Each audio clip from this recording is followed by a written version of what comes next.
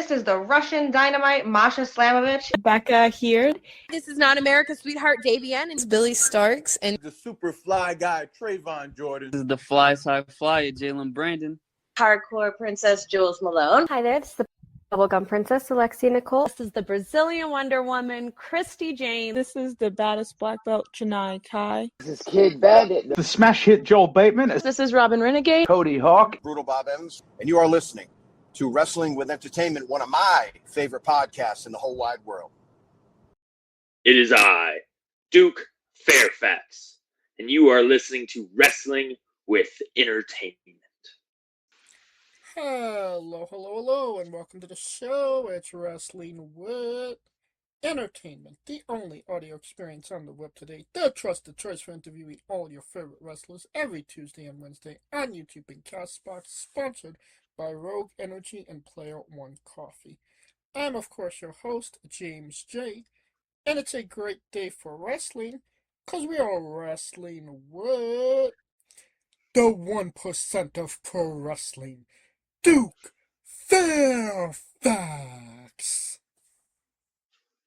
Hey, thank you for having me. The honor is all ours. And where can we see Duke Fairfax next event-wise? Yeah, absolutely. This Saturday, August 1st, catch Duke Fairfax at the Gulf Coast Wrestling Association down in Corpus Christi.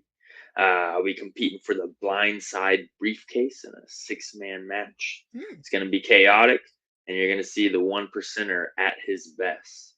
You can also just keep up with Duke Fairfax at Duke Fairfax on all social media. And where can we find merchandise as well? Sorry, say that one more time? Where can we find merchandise? Yeah, merchandise. I've got some stuff coming out. I'll always have it with me. Catch me at any show. Or you can DM me on Instagram. That's probably be the best, at Duke Fairfax. I can get you. By then, I should have shirts and also foam fingers coming out. Ooh, interesting. Mm-hmm. All right, and you don't have to go looking for it. All of the links to his social media will be in the description of the video below, but on YouTube and Castbox. All right, let's get into it. You work for AAPW. Can you tell us about your relationship with the company and the man behind it, Papa Don? Yeah, man, I love AAPW. So AAPW is where I was introduced to pro wrestling. It's where I was trained in pro wrestling. It's where I graduated from pro wrestling. It's where I made my debut, and it's where I've been at least there, once a week for the past year at this point. I've been working with Ray the entire time, Ray Campos, Papa Don. He's my trainer and kind of confidant in the sport. He has guided me through every step of the way, both just figuring myself out in the ring and as a personality, but also navigating the business side of everything. So I have so much respect for that man. He's taught me just about everything I know when it comes to pro wrestling, and I feel like he's given me, as good of a start in professional wrestling that I could have ever asked for. And you mentioned, graduating. And, every graduate of AAPW has to go through a grueling gauntlet match in order to graduate. Can you tell us about your graduation gauntlet match?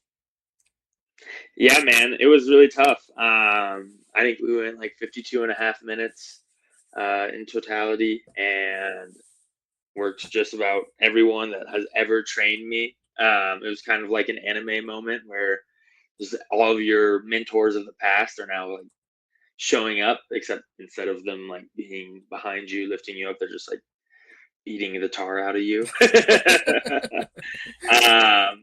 It was good for me. I think I have had the fortune of coming into pro wrestling in pretty good condition, pretty good shape, and there's not a lot of times in a match where I felt that I have been like pushed to the brink.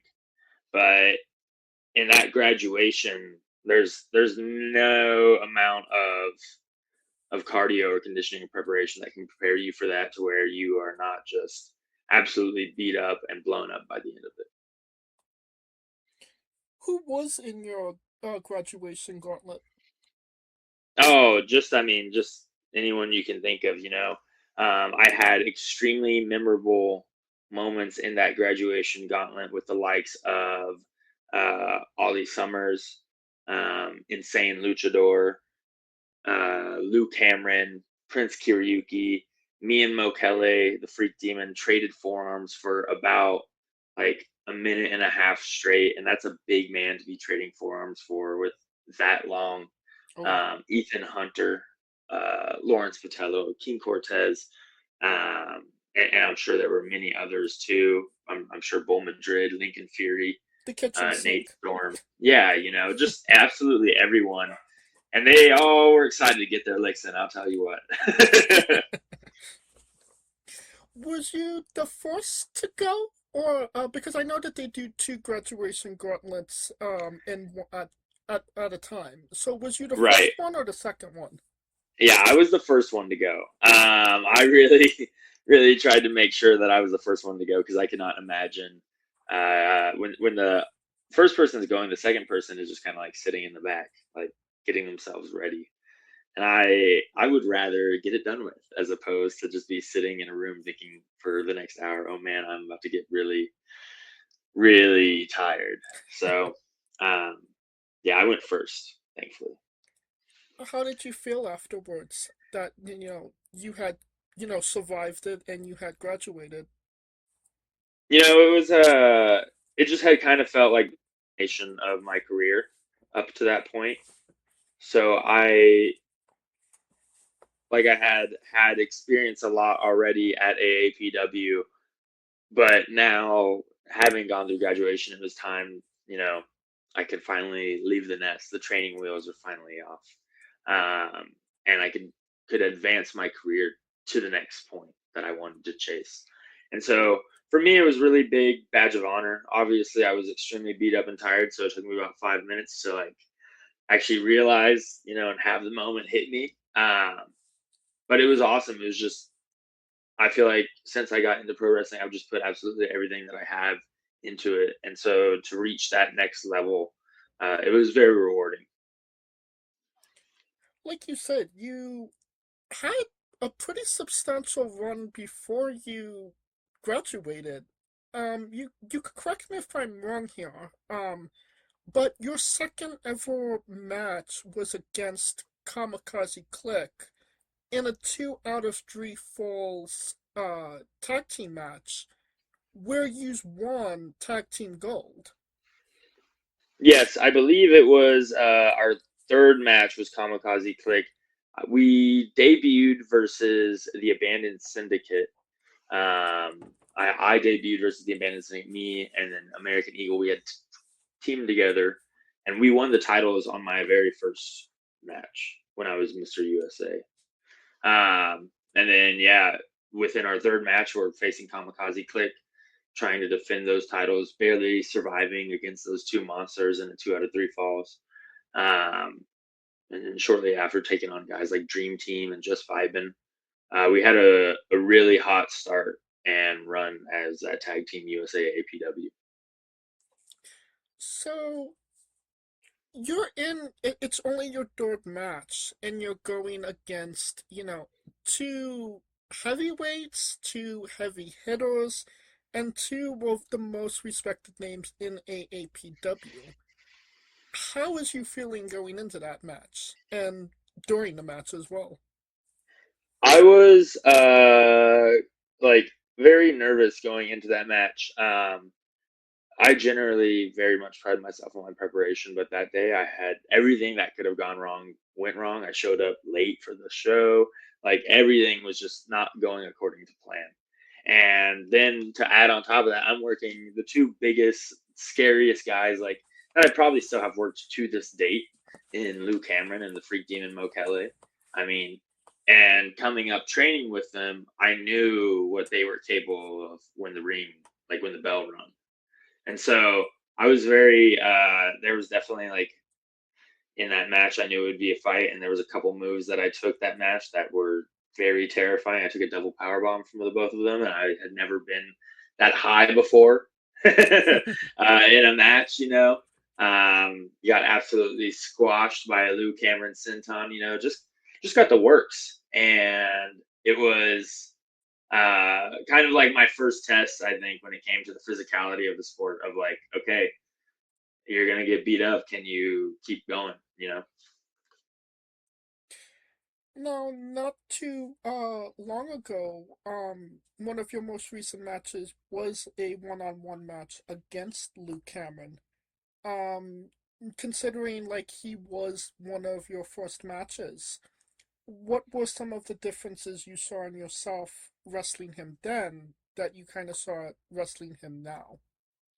Yeah, it was a full circle moment for me. And the story that I really wanted to tell going into that match was that, like, I wanted to show that I have developed nowadays as the modern Duke Fairfax, opposed to the fledgling Mr. USA that I was at the time when I first faced Lou Cameron. I wanted to show that I've grown up in the sport. I can fight back. I can deal with the adversity that Lou Cameron presents, as opposed to kind of just like getting beat around and barely skating through the way I did. I wanted to take the fight to Lou Cameron. I wanted to earn his respect in that match, and I wanted the fans of AAPW to see that Duke Fairfax is just as much of a heavy hitter, just as much of a powerhouse, and will get there and get physical with anyone in the ring. Do you think that you earned Lou's respect in that match? I think I did. We talked a little bit of trash to each other about how we're going to walk that King's Road and we're going to drop each other on each other's heads and we're going to hit each other. And don't get me wrong, he hits very hard. He chopped me up pretty good that match. And he hit me with some crazy suplex variations. But at the end of the day, I was able to,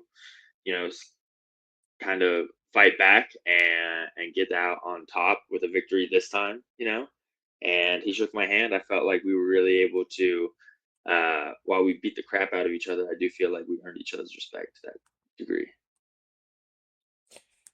Now, going back, again to the beginning, you win the AAPW Tag Team Championships in essentially your first match. What did that kind of mean to you to, obviously get thrusted into, a big position, get your first ever title? What did it kind of mean to you for, Papa Don and the higher ups to, trust you with that, honor? It was a big deal. It was, while at the same time, it's a massive compliment that I haven't even really debuted yet, and they're already putting me in that position. It was also it's a responsibility. It's a test. And for me, that meant there's some pressure, pressure to perform every week, pressure to at the very least, become better every week. And especially at that point in my career, like I was just trying to improve on one thing at a time. I'm very grateful that it was tag team titles, and I'm very grateful that it was with a guy like American Eagle, because I felt like it allowed me to really focus on just getting a little bit better every single match. And that's exactly what I was able to do. But to do it under that spotlight with the pressures on, I feel like that was able to test me for some of the venues, some of the situations that I would find myself in later. I wonder whatever happened to that American Eagle guy. I wonder if we'll see him soon. Yeah. But, like you mentioned, Mr. USA, walking under a mask, right from the beginning. Not technically your gimmick either. There had been other Mr. USAs before that. So, can you tell us about the advantages of disadvantages of working underneath a mask and how you felt about portraying Mr. USA? Yeah, I thought it was a great way to get me introduced to professional wrestling and get me out there working. By the time I debuted as Mr. USA, Duke Fairfax was already a thing. We already knew that was ultimately going to be the big plan out of everything. but it allowed me to kind of have a testing ground as Mr. USA. And until I felt like I was a finished final product, and I'm never quite truly finished and truly final. I'm always evolving. But until I felt like I was ready to take off that mask, I was able to work under the guise of Mr. USA. It was kind of like a clean slate once I took that mask off. I think that to being Mr. USA, it's simple. You come out there, you say America, you say freedom, you say USA, and the crowd loves it. But it is one dimensional too at the same time. And so I felt like once I was comfortable around the crowd and ready to tell more complicated stories, ready to show more layers of myself. Once that mask came off, I felt like that was kind of the point where it was like, okay, I'm ready to show you kind of who I really am and show you the real Duke Fairfax.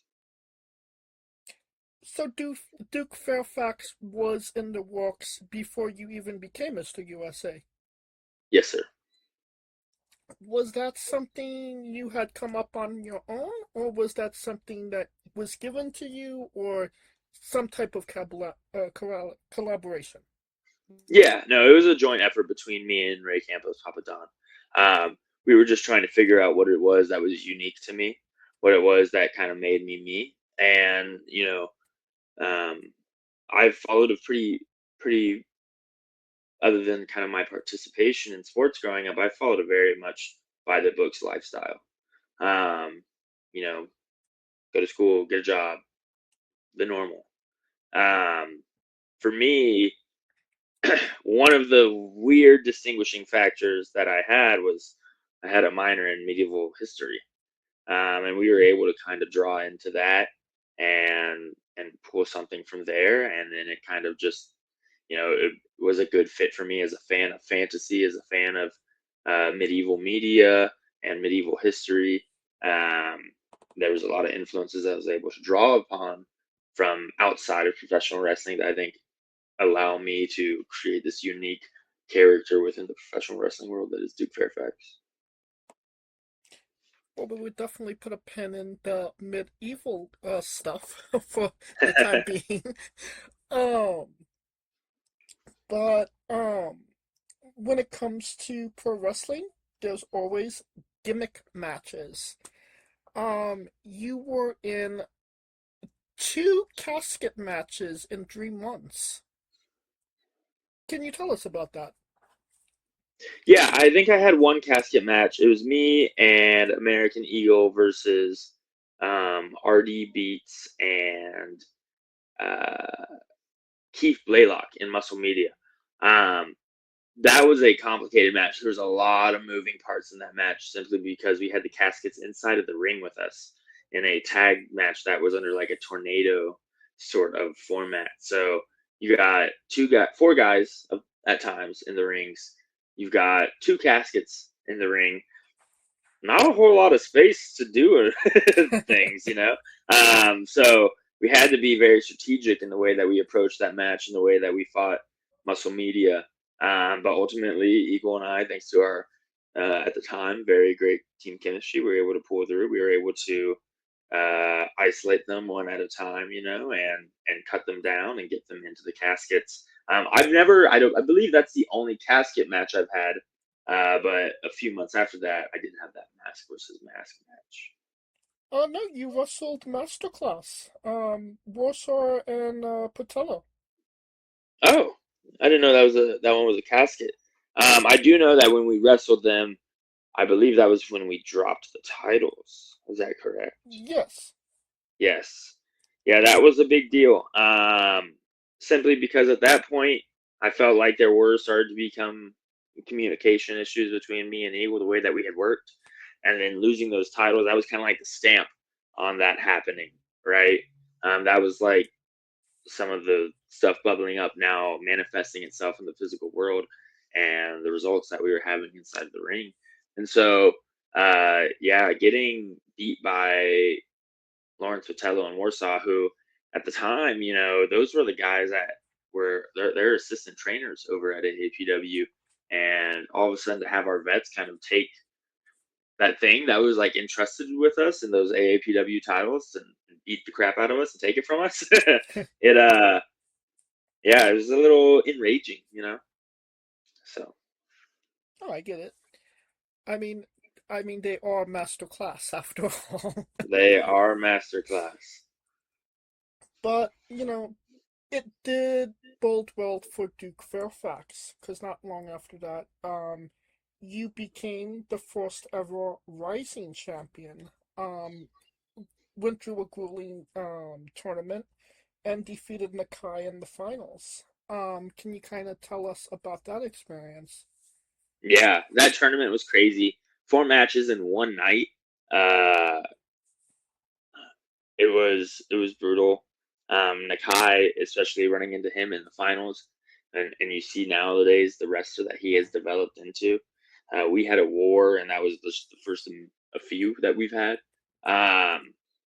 And to become the inaugural Rising champion, that was also a massive experience for me. Not only was it my first singles title, it was kind of, even though it's a mid card title in the grand scheme of AAPW, it was my first show, right? And especially as Duke Fairfax, I was very obnoxious about the fact that it was my show, but it allowed me to really take on more spotlight and see if I was really ready for that next level, even more so than what the tag titles had, because now it was a singles title. It was all on me, and it was kind of like a show was on my back. So having that experience and also just getting one more extra show consistently on a weekly basis, huge for my career, both from an experience perspective, but also an exposure perspective. Did it make it that much sweeter that, you wasn't, Mr. USA, you were actually properly Duke Fairfax at that point as well? I do think so. It was like now, whereas Mr. USA, that's entirely a Papa Don, Ray Campos product. Um, Duke Fairfax was something that we kind of split equally, and Duke Fairfax felt more true to me. And so being able to kind of finally hold that title up next to my real face, man, that was something that I've been wanting to see for a long time. And what does it kind of mean to you to be the first ever, Rising champion? Because, obviously it's quite difficult to win an AAPW title to begin with. And, there's not a lot of firsts in pro wrestling. You have the honor of not only holding an AAPW title, but being the first ever to actually hold it. Yeah, it makes me very proud. I feel like the fact that I'm able to call myself the first means that I'll kind of like have a special place in the history of AAPW, which is important to me because that's a school that has done so much for my career. And to be permanently attached to that is something that I'm very proud of to do. And very, very happy to be associated with this company. So the fact that I'm kind of like etched in history with alongside AAPW, that makes me, it makes me happy. It honors me. Well, maybe this didn't make you too happy, but can you tell us about the trash can match against Mo Kele? Yeah, that was a crazy match. Mo Kele is a monster. He's an actual monster. That does go down as still to this date one of my favorite matches that I've ever had, despite the result. The fact that Mo Kele, I felt like he was able to unlock a whole new level of brutality out of me, while at the same time he did inflict a whole new level of brutality to me.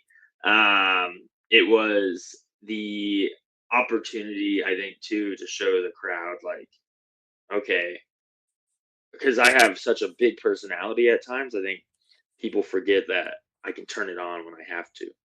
And so I think Mo Kele was able to bring it out of me and help me show the crowd, the AAPW faithful, that, yeah, we love to make fun of Duke Fairfax. He's got this big personality, but oh gosh, like when things matter, when things get tight, when things get hot, when things get serious, Duke Fairfax can turn it up too and meet the occasion. And I mean, obviously, a big part of Duke Fairfax is, the personality. And, obviously, that's what pro wrestling's all about. What does it kind of mean to you to kind of show the crowd, it's not just the personality, that you can actually go?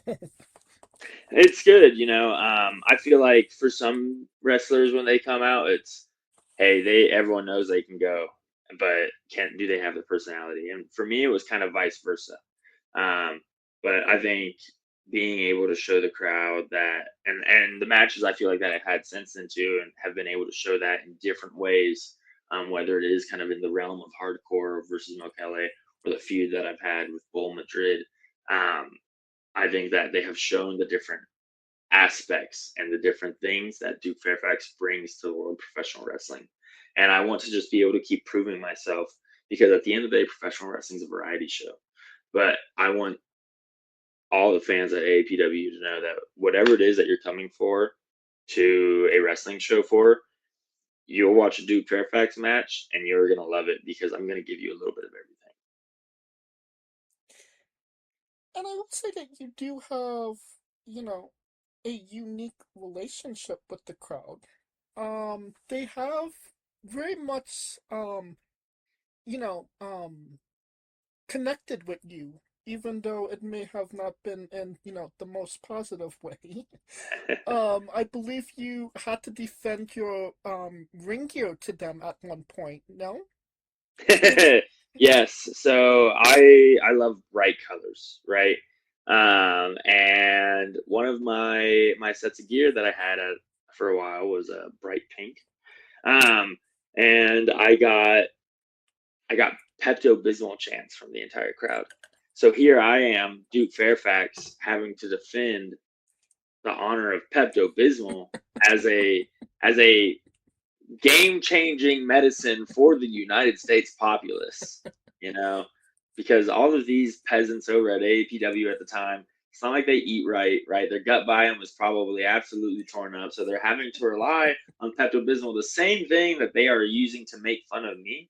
If anything, I took it as a compliment. But yeah, I find myself having to get in arguments with fans all the time, and I usually find myself just in very weird situations with the fans. What's been the weirdest so far? Um, my first, I I will just never get over kids. Everywhere I go, they constantly chant Dookie, and I tell them that's not my name. That please don't say that. And I don't know what it is with the generation of children these days, but they are just so aggressive and they are so pushy, and they will not stop until I know for a fact that they think my name is Dookie, because that is all I get everywhere I go, and it haunts me almost. A lot of people, struggle to get that connection with the fans, for them to go that extra mile to actually get under, somebody's skin. For better or for worse, what does having that connection and being able to make that connection with the fans mean to you? It means the world to me. That's what, at the end of the day, I think this is all about, is getting that, pulling that from the fans, making them feel involved. Um, is it at my expense very often? Unfortunately, yes. But at the end of the day, they're buying tickets, and yeah, they can give me all the guff that they want. But when I beat their favorite wrestler, um, the boos to me sound, like praises, because that's my role and that's what I do, and that is always what I'm seeking for. At the end of the day, no matter what happens in that match, if that crowd is chanting insults at me or they are cheering for my opponent, that's kind of what I'm looking for. I gotcha. Now, I mean, we've talked about Lou and, Mo, and you mentioned Bull. You're kind of in a weird place with Bull. You two, tag teamed not too long ago, no? Yes, we did tag. We had been feuding up until that point, and then we have kind of run into a 500-pound problem in Goliath at AAPW, this new monster that has shown up. And while we've been battling essentially for the America's title, the top title at AAPW, Dramadeus, the conniving little skunk that he is, kind of wormed his way in the middle, stole the title off of Bull after interrupting what would have been a phenomenal win by yours truly, Duke Fairfax, and now has since been using this Goliath to basically reign terror over AAPW. And so, yeah, Bull and I, we learned a lot about each other, beating the crap out of each other for about 3 matches straight. And we were able to kind of put all that hatred aside for one night, because we knew each other so well, and fight off against Path to Clarity in Ziggy Winston and Goliath, and somehow get the victory over that big man. So we were able to do that, and we did tag together. And yes, Bull threw me out of the ring at the opponent, kind of against my will, honestly. But it was a good experience. I would do it again if I had to. Well, that's what I was going to ask. Is this, a one-time only type situation, or do you think that this is going to blossom into something more? Who knows? I will say, Bull and I, in this feud, we've learned a lot about each other. I think despite all of the tension that there is in that ring whenever him and I are competing for that America's title, there's a underlying level of appreciation and respect that exists, because we've done everything to each other possible. I've jumped on him from every single place in the arena. He's hit me with every single one of his big moves. I've hit him with every single one of my big moves. Neither of us have really ever lost to each other. And heck, we've hit each other with each other's own big moves. And neither of us have gone down, And I think after all of that, there is some sort of potential friendship that's blossoming. Will we work together in the ring in the future? I don't know. But it's not necessarily out of the question. If the invitation to come to Paradigm, it gets sent to you, is that an invitation you'll take? I don't know. It's definitely something that interests me. I definitely find a companionship with a lot of those guys. Stylistically, I really look up to Ethan Hunter and what he does in the ring. We worked against each other in San Antonio, and we noticed we do a lot of things the same way, and we appreciate that about each other. Obviously, Mo, Lou, Bull, I feel like I've earned their respect in the ring through various matches, through various battles. And Tina, she's wonderful as well. I don't know. I'll always be a friend of Paradigm. That's for sure. Well, is there space in Paradigm for Duke Fairfax? I'm not sure. That's up to those guys. So loosely associated. I think that's pretty accurate. We've definitely had interactions throughout the course of Paradigm's career as a whole and my career individually. Well, you didn't mention Ethan, and I'd be remiss to say if I didn't bring up the no ring cage match against Ethan, Mo, and Shamil. Yes. Yeah. That match was something I really was looking forward to. I know a thing or two about cage matches, being a former MMA fighter. So getting to be in there with those guys and mix it up in an element that I really truly felt at home, more so than I think maybe they do, just because of my experience with MMA. It was quite the experience. But then on top of that, you add on the fact that you're right there with the fans. They are right on top of you. It was an extremely exhilarating match, and we all did some things in that match where we sacrificed our bodies to make some moments. But we definitely, I think those sacrifices all paid off. That's for sure.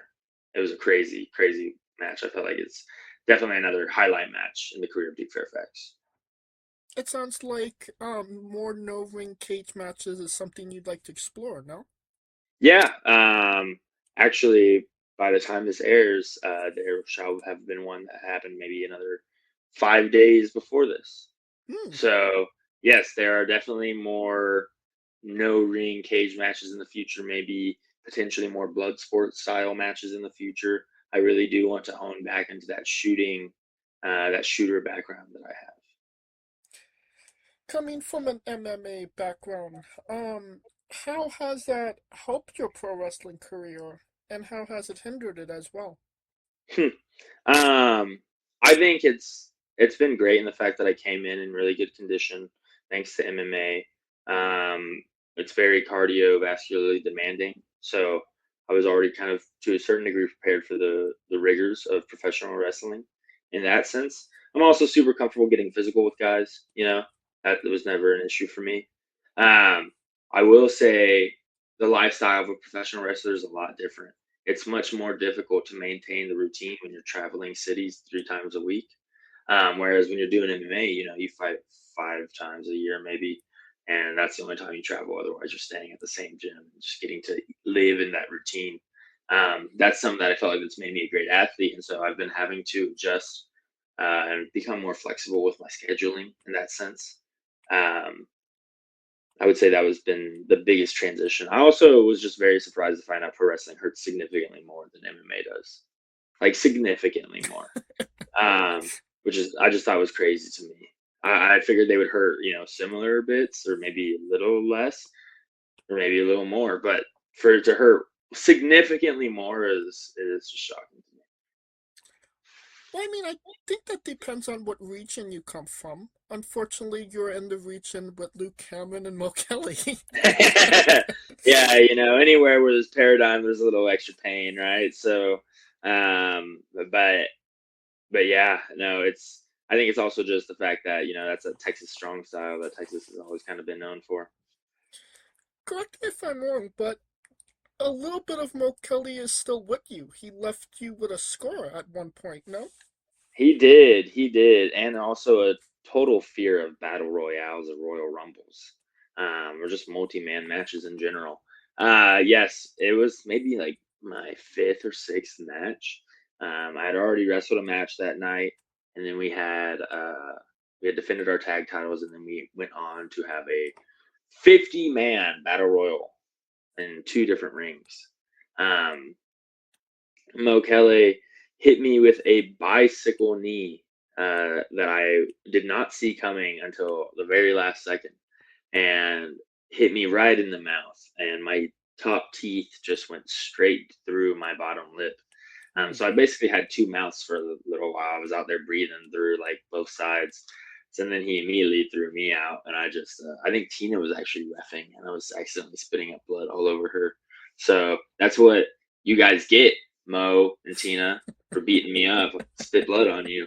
But that's part of the business, and I think scars tell a story. So I love Mo Kele when he's not kneeing me in the face, so I don't hold it against him to any degree. But yeah, I got that scar. I have more scars on my face in like under 2 years of professional wrestling than I did in like 5 years of MMA. Another stat that I think is just absurd to me. But I think that's a great segue into Duke's bizarre adventure. You're a pro wrestler that goes up and down the roads, and weird, crazy, and bizarre things are bound to happen. Can you tell us a road story that fits that description? oh man, road stories. So I will say I have a fun road story where it's me. It's my second time going down to the valley. I drove me, Lou, Bull, and I think Lincoln Fury. Um, we drive down to the valley, and as we're leaving the valley, there's a stretch of land in the valley. It's about a 80-mile stretch maybe, where there's absolutely nothing, no gas stations, nothing. The only thing that's in it is the border patrol check when you're leaving the valley. That's 60 miles in with 20 miles left. I thought it was shorter than that, so when I left with a quarter of a tank of gas, I didn't think it would be an issue. But we're we're maybe 10 minutes into this hour-long drive of just nothing, and I get the low gas notice on my car. So then we are driving super empty, just absolutely terrified. Lou, the weird part about this story is that Lou was awake for the drive. Lou's always asleep on every single drive, and he was actually awake because it was late. We're driving back from the valley. We've had a long day, and I'll tell you what. Normally, driving back from the valley, it is hard to stay awake. But after we survived that gas experience, which I don't even know how we survived that gas experience, because my ticker on my gas tank was way beyond empty. I was super stressed out, and it was wired, and I was very easy to stay awake for the rest of that drive. We stopped at the border patrol, and I begged them for just even just a little ounce of gas. I would pay them or whatever. Yeah, no, we can't help you with that. And I was oh no. But we made it somehow. By the grace of God, we made it, and we did not get stranded in the middle of nowhere at 1 a.m. on a Monday morning, thankfully. So that was probably one of my most exciting road stories. I just came from a super long road trip driving to and from Colorado. But that was pretty tame and quick, honestly, by most of my drive standards. So yeah, I would say definitely the valley has had the wildest trips, being a 5 hours there, 5 hour back kind of drive. Was everybody aware that the gas tank was very low, or was you kind of keeping that information to yourself? Well, I was like, hey guys, the next gas station's coming up really soon, right? Right, guys? And they were all like, no, dude, we don't have another gas station for another 45 minutes. And I was like, oh, well, guys, we are, I just want to, I warned everyone. I wanted to say, hey, guys, not to alarm anyone, but just wanted to let you all know, let you all be informed of the situation. We are extremely low on gas. And then everyone panicked immediately, myself included, So everybody was included in the trauma. Yes, yeah. I was going to not suffer alone. You mentioned the trip to Colorado. I mean, there's a couple of good wrestling promotions up there. Was that the reason you went to Colorado, or was it other reasons? Yeah. No, I had the fortune this past weekend of working with Rocky Mountain Pro up there in Colorado. I had 6 matches in 4 days over there. I've joined on with a faction over there, actually, the Queensmen. It's a bunch of like-minded individuals that I think Duke Fairfax is a great fit for. But Rocky Mountain Pro, man, that was thus far probably the hallmark of my professional wrestling career. And so that was a very awesome opportunity, and I really think and hope and know to a certain degree, I think I did all right, and I think you'll see me there more often as well. I mean, it sounds that if you've joined a faction, it seems like they're going to be continue using you. Yeah, no, I've got it was just an awesome experience. Every single part about it, I think I was able to just go there and do what I do as Duke Fairfax, and I think they were able to see a place for me there with them, And so going and getting to do that, getting that experience, getting that exposure, and getting those reps in a kind of a with Rocky Mountain Pro, they are very, very high production value on the back end. They have a lot of moving parts. And so that's like a whole different kind of rep for me. Just because it's something new. And it's also, different faces, a whole different place. Having to work at elevation, which, oh man, that was hard. That was hard. Ask about that. Yeah, no, I'm very proud of myself and my gas tank usually, but man, up there, and down here I've been wrestling 20-minute matches often lately.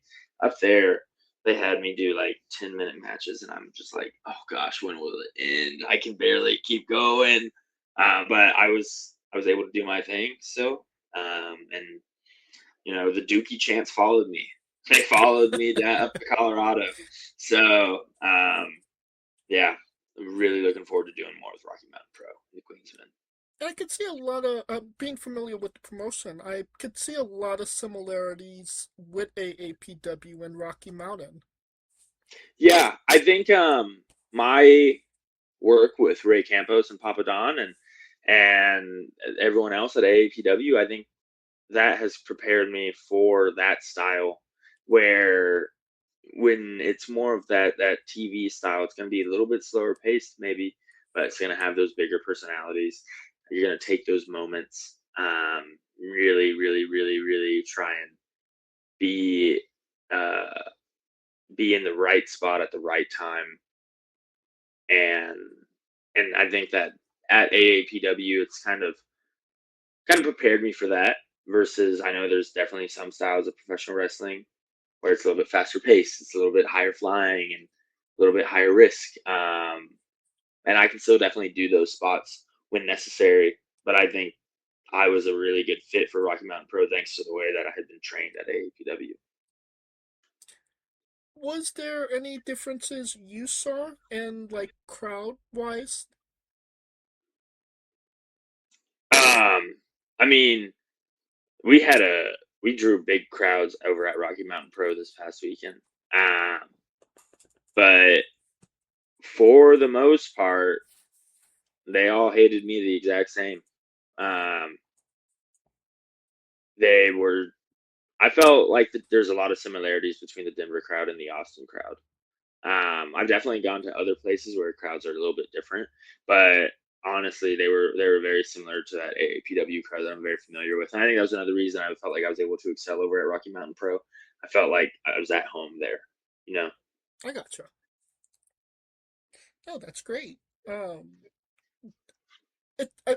find it just very interesting, like, you felt that the crowds were as similar because obviously it's a similar mindset because of AAPW and Rocky Mountain obviously share some same ideologies when it comes to pro wrestling.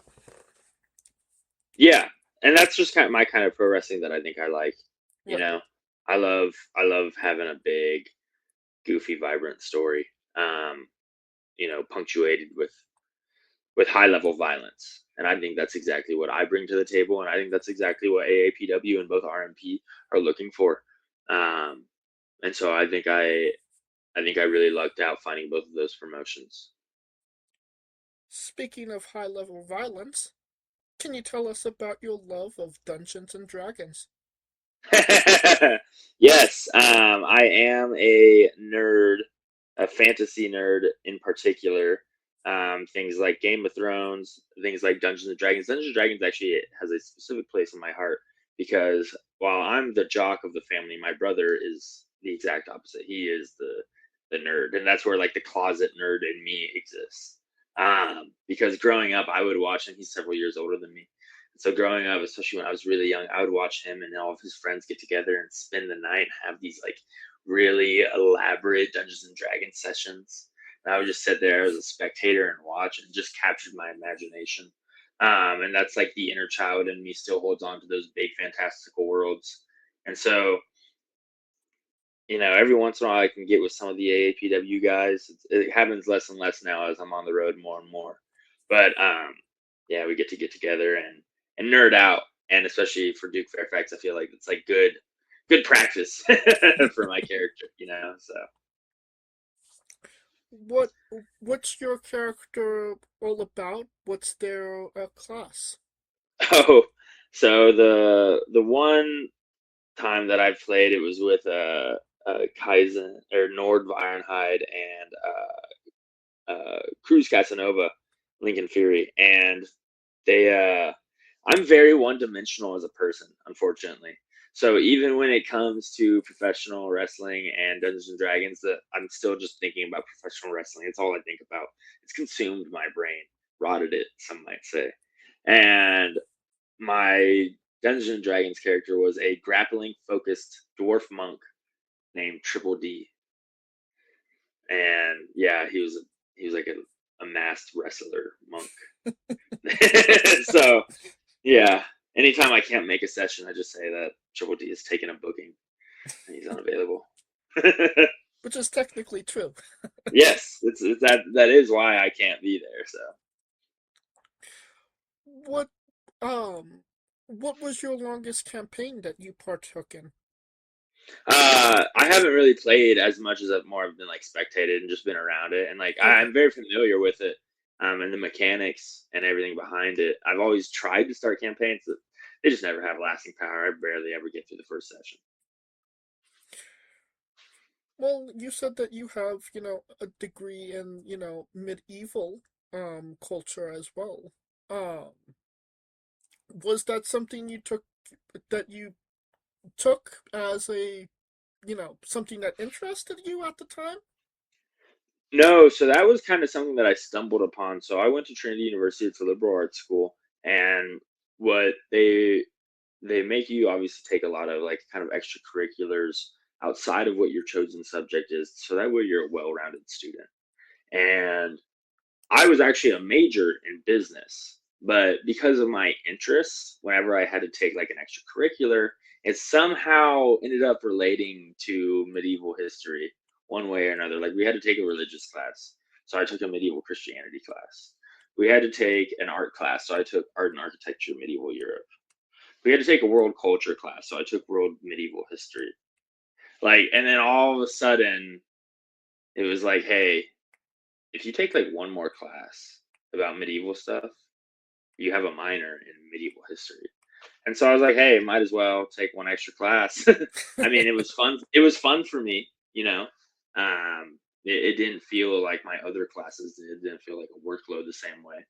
And so, yeah, that ultimately kind of ended up being the inspiration for Duke Fairfax, because that was like a little weird fact about me when I didn't really have a whole lot of weird facts about me, you know? So you were building your wrestling character before you even got into pro wrestling? Yeah, without even knowing a thing about professional wrestling or that I would end up doing this. I was somehow already laying the groundwork with things like MMA, with things like studying medieval history. It all worked out. I mean, having such a love for fantasy, I do want to ask, Lord of the Rings? Yes, absolutely. Always. I love Lord of the Rings. All right, there we go. Yeah, and undoubtedly. Favorite character? Oh man, for the longest time it was Gimli. Just the whimsy that he brought to the screen. I loved Gimli. I will say, as I've become, you know, a more mature man, a deeper individual, there's a little more to me. I like to think I got layers now, like an onion. I really, really, especially because I read the books, I've really grown to appreciate the character that is Boromir. Hmm. And favorite book or installment? Mm, when it comes to Lord of the Rings, if we're talking about the books, I like the Fellowship of the Ring. Um, I like the smaller, kind of more intimate setting that you have in the book. I feel like you really get to know the characters in Fellowship. I think if we're talking about movies, my favorite is The Two Towers, because that final battle scene is my favorite battle scene in all of cinema. I think it's extremely well directed. I think everything about it is so well put together, and so that's probably my two picks right there. Oh yeah. Um, I'm curious. How did you, considering you've read the books and also seen the movies? How did you feel about The Hobbit's adaptation to cinema? I'm not as big of a fan. I think, that's kind of what you hear a lot is I feel that the Lord of the Rings, I felt like I felt like with Lord of the Rings, they maybe had to cut certain things in order to fit it all within like a movie per book basis. Um, and that was, I know some people don't like that certain things got skipped, but I think it's still made for a succinct film. I love the practical effects that they did back then in the original trilogy in the trilogy, I guess. However, I feel like for The Hobbit, they wanted to get 3 episodes out of it, probably to stretch it out for money, and I feel like they stretched it out too much, and they like just bungled some things that I didn't absolutely love. I hated the amount of CGI that they use. I'm just not a CGI guy in general. I love the practical effects. I thought the Lord of the Rings series looks significantly better. I will say The Hobbit has some really catchy songs that were brought to life in that movie, and I appreciate that. But otherwise, I'm definitely preferable to Lord of the Rings. Okay. Now, can you tell us about your tattoos and if there is any significant meaning to them? Yeah, so the 2 tattoos that you see a lot are on my right arm. I have one on the ball of my shoulder. That is it's a illustration of the Statue of David. By Michelangelo. So, Statue of David, obviously relating to the biblical story of David slaying the Goliath with a sling. Fitting, how as I'm having to deal with a guy named Goliath right now at AAPW. But I've always felt, in the grand scheme of things, as an athlete, I know I'm like average height compared to the normal populace, but I've always felt like a small guy growing up playing football, rugby, and being in pro wrestling. I've always kind of felt like the small guy, but kind of like I've got that bulldog personality, and I always like try and take it to the big guys. And so that's what that symbolizes for me. It's a small guy trying to take it to the big guy in the form of, a favorite piece of art of mine.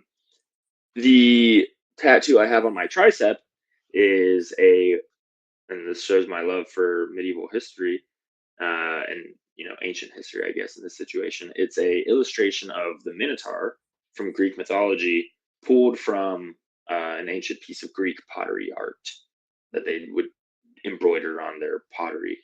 The Minotaur is a symbol to me. I am a Taurus by astrologically, which is represented by a bull. And I think I share a lot of traits with like a Taurus, right? I feel like I'm a very steady person. I feel like I'm a very fiery person when I kind of get fired up, but generally I'm like steady. I just want to sit there, munch my grass, kind of grind away. And then, but every once in a while, you get me too stubborn, you get me too fired up, I see red. And the Minotaur is like, obviously being the anthropomorphic version of a bull, it is kind of that symbol for me of my Taurusness, something that I associate a lot with. And is there any plans for new ink in the future? Probably not for a while. I am terrible with needles. Fun fact, I passed out for both of these tattoos. Oh my god. I'm a wimp when it comes to getting tattoos, so there's not a whole lot that I would want to do at the moment. I also just feel like, as Duke Fairfax, it makes more sense to be kind of have a clean look. So I'll probably stay away from tattoos for a while, but we shall see. We shall see what the evolution of Duke Fairfax brings. And if that is the case, I might end up with more ink. Maybe like a little crest on my thigh, like a family shield type crest. That might be what's up next. We'll see. I think it's a matter of developing that fear of needles so you don't pass out next time. I mean, what if I just do it and pass out again anyways, And what the problem is, once I'm in the chair, we're doing this, So, I've already paid you. We're getting the job done. All right. Well, we'll definitely see how that develops going forward for sure. We shall see. I think that will bring us to the colossal question let's say that they're making a movie about you. Every movie has a soundtrack. What would be the first three songs on your movie soundtrack? First three songs on my movie soundtrack. So I would definitely open up with Tom Sawyer by Rush. If you're familiar with that song, it was in the Iron Claw movie. But that's a song that I absolutely love. So I would say that is going to be one. Another one that I've been on a lot is just here. I've got it right here. What's the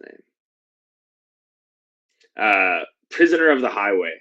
It's by Ronnie Millsap. It's a country song about like truckers, and with how much I've been driving lately, that one is absolutely very much like I am a prisoner of the highway, being on the road. And then lastly, I normally walk out to Desiree by Giuseppe Verdi, but I think the one that kind of gives the most Duke Fairfax vibes when we're talking about classical music has got to be Lacrimosa by the Vienna Mozart Orchestra. Just the grandeur, like the kind of evilness, but maybe he's good, but he's always plotting and he's prepared. I think that song. So it would be Tom Sawyer by Rush, Lacrimosa, and then Prisoner of the Highway. Those would be the three. Alright, well, definitely a solid three picks to say the least. Now that we have the soundtrack down, everybody knows you get the soundtrack first, then you write the script, and then Of course. you go to casting. Who plays you, and you can't say yourself because you are obligated to make a Stan Lee-esque cameo.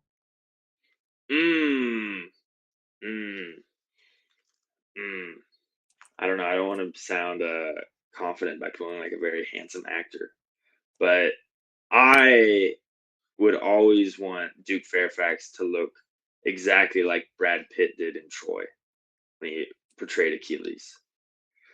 If I had my way of things, that's if we were to rewrite history, sometimes you do the biopics and it's like, oh, this guy doesn't quite look like him. It might be that, but yeah, we're taking Brad Pitt when he was playing, like at that age for Troy, for sure. Hell yeah. Now that we have you casted, every movie has a supporting cast. Who would be three people significant to you and your story that would be in your movie, and who would play them? Okay. Definitely we got to have someone that's going to be Mo Kele, right? Trying to think. I feel like he's going to get mad at me for this. I'm going to say for Mo Kele, oh gosh, what's that actor's name? Let's go with, just because I feel like he has the same demeanor. He doesn't necessarily look exactly the same. But Craig Robinson. Okay. It's that same type of comedy that he brings to the table. I feel like that's the best guy that can portray Mo. I think also another couple of significant people in my life. One would be Ray Campos, obviously Papa Don. Mhm. I think while this guy doesn't exactly look like Papa Don, I think this is who Papa Don would want to be portrayed by. That's Danny Trejo. Okay. So I think we would have Papa Don as Danny Trejo. We would have Mo Kele as Craig Robinson, me as Brad Pitt. And I think to round things off, we got to have Bull Madrid. And I think I'm saying this specifically to make Bull Madrid mad. So listen to this, Bull. I want him to be portrayed by Fluffy, the comedian. But in Fluffy's most serious role yet. But I want him to be portrayed by Fluffy. So that's for you, Bull. Well, any goodwill you had with Bull is probably Yeah, that tag team might not happen after all.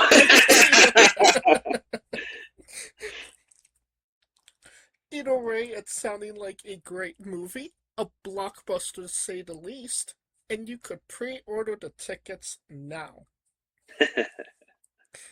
On to a controversial subject. Pineapple on pizza. What's your No, stance? no, no, not for me. Not at all. I understand that Hawaiian pizza is a thing. And actually, as someone that has eaten Hawaiian pizza, I can admit it kind of tastes good. But no, no, I don't like it. Don't do it. I disagree. Okay, so very anti-pineapple on pizza. Very much so. What's your spirit Pokemon? Spirit Pokemon Snorlax. Easily. Hell yeah. We love the late great Tracy Smothers on the show. Do you Nice. know the acronym for Doug? THUG. I do not. T is for terrible, H is for hell, U is for ugly, and G is for jail, 'cause a Doug can't spell. Yes, we love the late great Tracy Smothers, trying to keep the memory alive on the show. Weirdest question you'll be asked on a wrestling interview, hopefully. Would you ever consider wrestling a Rock? Not Dwayne Johnson, not the country, an actual physical Rock. I think it depends on how big The Rock is. I'm worried that The Rock would not work with me very well when it comes to me hitting some of my moves. I feel like The Rock would go into business for itself and kind of sandbag on me. And at the end of the day, I don't want to expose myself and let the fans figure out that all these muscles are just for show. So I don't know. I don't trust The Rock to work with me. You'd rather work with a hard place. Yeah, yeah. That's how I felt when I got squished by Lou. Well, just for context, there is a wrestler named Psycho Mike that indeed wrestled a Rock for over 15 minutes in a Tungsten Man match. That's an all-around match that lasts for 2 weeks. Wow. I think I don't know if I could take on a Rock, but I do think that the Invisible Man, I've got my eyes set on him. I would love to challenge the Invisible Man. Or Invisible Stan as well. The Invisible Stan. I don't know. That he's a little bit scarier, if you ask me. On a more serious note, where do you see yourself in 5 years? In 5 years, I see myself wrestling in TV. That's the goal. I want to do this for a living. I want to not work a 9 to 5. I want to travel, ideally the world, wrestling every day. I think that's what I bring to a company. It's just that reliability, that consistency, and that's exactly what I want to do. I want to do that at the highest levels. So in 5 years, I'll still be getting some experience, but I think by then you'll see me on TV. Where, I don't know. Maybe not the top shows right off the bat, but at some point, yeah, definitely. And what is a match of yours that you would recommend people go see that best shows off what Duke Fairfax is all about? Yes. If you go back and watch over basically the course of mid-May to end of June, Bull and I had a series of 3 matches. I think if you go back and you watch any of those matches on AAPW, they were on AAPW Heatwave, so any of those dates in that frame of time in 2025 or 2026, my apologies, May through June 2026, AAPW Heatwave. Me versus Bull, any of those matches, that's going to be like prime Duke Fairfax at the moment. Perfect. And if they are indeed on YouTube, I could grab a link to them and put them in the description of the video below, both on YouTube and Castbox. For anybody that hasn't seen them, wants to see them, wants to re-see them after this interview.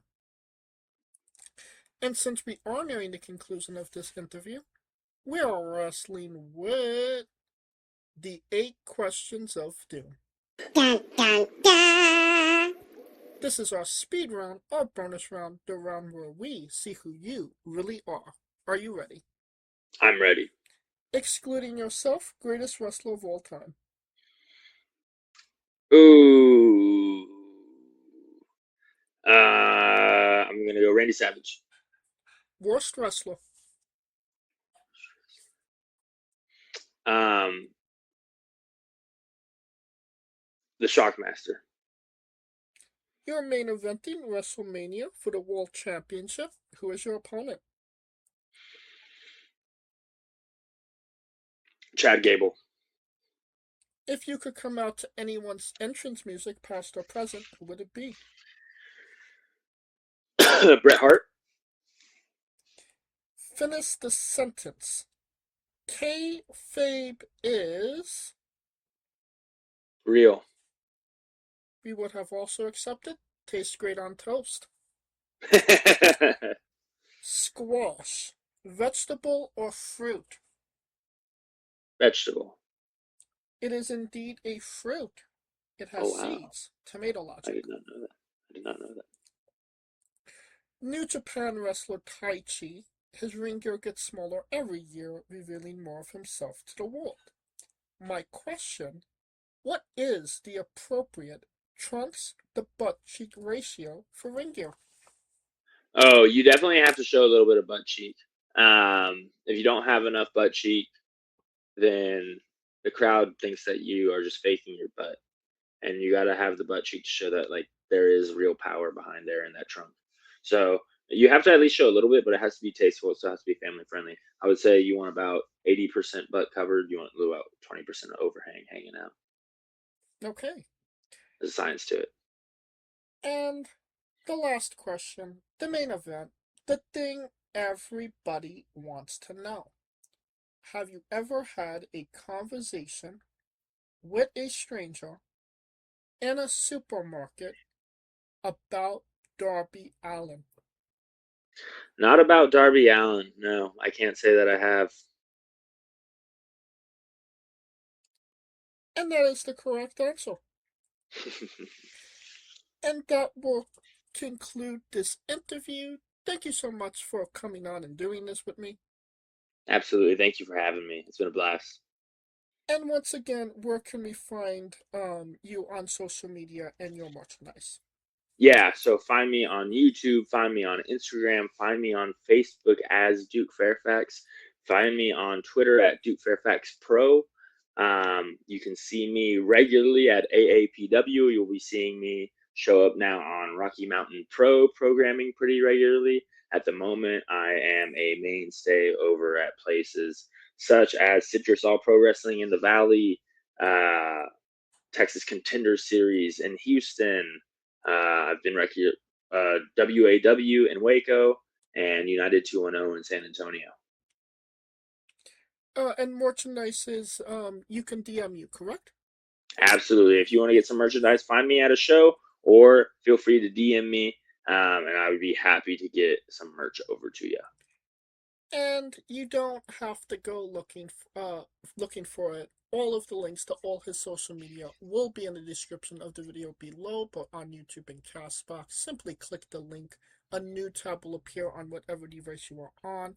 You have no excuse. Buy a damn shirt. Of course, thank you for listening. If you like what we're doing, please like, subscribe, comment. But on YouTube and Castbox, this was sponsored by Rogue Energy and Player One Coffee. Join us next Tuesday and Wednesday for new incredible interviews, and follow the show at Wrestling with E, both on Extra and Instagram, for information on who we're interviewing, when we're interviewing them, links to those interviews, and so much more. Follow me personally at JamesJ993. Right, when I say wrestling with, you say entertainment, okay? Okay. For our special guest, Duke Fairfax, Calico Yacht, Scooter Dust, I'm James J, and this has been Wrestling with Entertainment. Hey folks, this is the Colossal Mike Law, and you are listening to Wrestling with Entertainment. Enjoy the show. Support these guys. We appreciate it very much. We'll see you at ringside.